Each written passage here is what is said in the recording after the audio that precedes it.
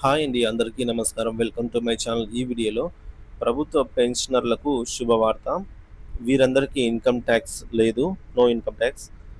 మరి పూర్తి వివరాలు అయితే వీడియోలో తెలుసుకుందాం. వీడియోని ఎక్కడే కానీ స్కిప్ చేయకుండా ఎండ్ వరకు చూసేయండి. అప్పుడే ఇన్ఫర్మేషన్ పూర్తిగా అర్థమవుతుంది. వీడియో చూస్తున్న ప్రతి ఒక్కరు వీడియోకి అయితే లైక్ చేయండి ఫ్రెండ్స్. ఈ వీడియోని తోటి పెన్షన్ మిత్రులతో అయితే షేర్ చేయండి. కొత్తగా మన ఛానల్ చూస్తున్నారు, ఇంకా ఎవరైనా సబ్స్క్రైబ్ చేసుకున్నట్లయితే వెంటనే మన ఛానల్ని సబ్స్క్రైబ్ చేసుకోండి. దీని ద్వారా నేను చేసే ప్రతి ఒక్క వీడియో మీ వరకు రీచ్ అవుతుంది. ఇక ఆలస్యం చేయకుండా వివరాల్లోకి అయితే వెళ్ళిపోదాము.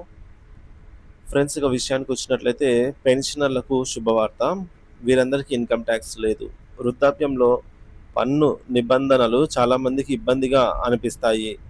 పెద్దవారిని దృష్టిలో పెట్టుకుని కేంద్ర ఆర్థిక మంత్రి నిర్మలా సీతారామన్ ప్రస్తుత ఆర్థిక సంవత్సరం బడ్జెట్లో పలు చర్యలైతే ప్రకటించారు. 70 సంవత్సరాలు నిండిన వారు పన్ను రిటర్న్స్ దాఖలు చేయాల్సిన అవసరం లేదు. కాకపోతే ఈ విషయంలో కొన్ని షరతులు ఉన్నాయి. ఇందుకు సంబంధించి దాఖలు చేయాల్సిన డిక్లరేషన్ పత్రాలు ప్రత్యక్ష పన్నుల కేంద్ర మండలి నోటిఫై చేసింది. రిటర్న్ దాఖలు విషయంలోనే కాకుండా పలు ఇతర వెసులుబాట్లు కూడా ఉన్నాయి. అవేంటో వివరంగా చూద్దాము. 75 సంవత్సరాలు నిండిన వారికి ఆదాయపు పన్ను రిటర్న్స్ దాఖలు చేయడం ఇక మీదట తప్పనిసరి కాదు. 2021-22 ఆర్థిక సంవత్సరం నుండి ఇది అమల్లోకి వస్తుంది. అంటే 2022-23 అసెస్మెంట్ సంవత్సరం నుంచి అమలవుతుంది. కాకపోతే ఇది అందరికీ వర్తించదు. పెన్షన్ ఆదాయం, డిపాజిట్ పై వడ్డీ ఆదాయం ఉన్న వారికి ఈ వెసులుబాటు. పెన్షన్ ఖాతాలోనే డిపాజిట్ పై వడ్డీ ఆదాయం వస్తున్న వారు ఈ వెసులుబాటును ఉపయోగించుకోవచ్చు.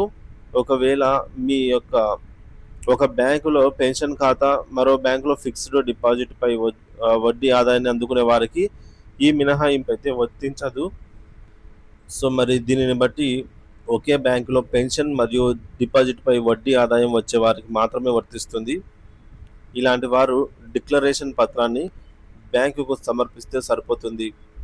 విడిగా ఐటీ రిటర్న్స్ సమర్పించవలసిన అవసరం అయితే లేదు. అయితే ఇందుకు గాను ప్రతి సంవత్సరం 12 BBA అనే పత్రాన్ని 75 ఏళ్ళు నిండిన తర్వాత బ్యాంకుకు సమర్పించాల్సి ఉంటుంది. అంటే తమకు సంబంధించిన బ్యాంకు శాఖలోనే పెన్షన్, వడ్డీ తప్పించి మరి ఇతర ఆదాయం లేదన్న ధృవీకరణ పత్రమే ఈ యొక్క 12 BBA అనేది.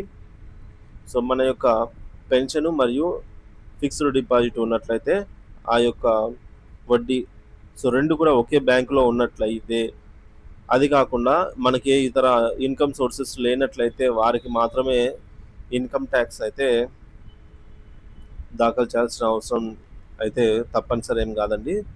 సో కాబట్టి ఈ విధంగా ఉన్న వారికైతే ఈ వెసులుబాటును ఉపయోగించుకోవచ్చు.